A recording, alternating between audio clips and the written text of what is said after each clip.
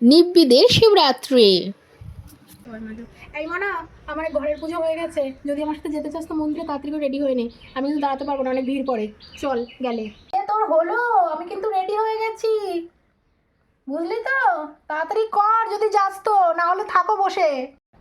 বাহ মা, তোমার আজকে কি ভালো লাগছে, কি সুন্দর করে তুমি আজকে সাজছো। কেন গো এত সাজছো আজকে? পাগলি, কেন পড়বো না বলতো?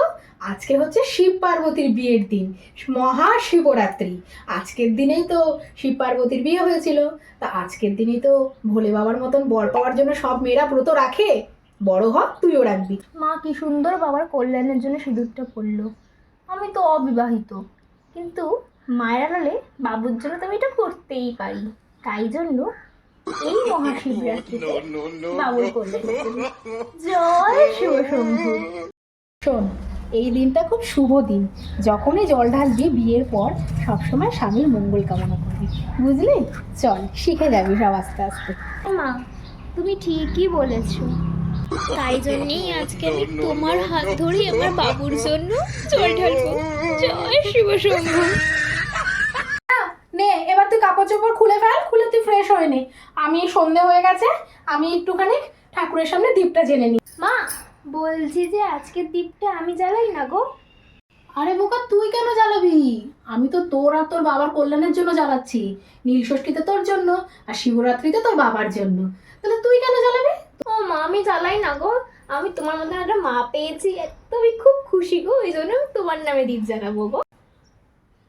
বাবা, যাক, কেউ অন্তত আমার জন্য জ্বালাচ্ছে।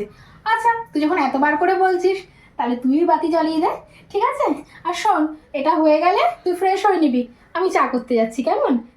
হ্যাঁ মা, তুমি যাও, বরং চাটা করে নিয়ে আসো। হ্যাঁ, এই তো সুন্দর, আমি আমার বাবুর নামে আজকে দীপ জ্বালাবো। জয় শিব শম্ভু।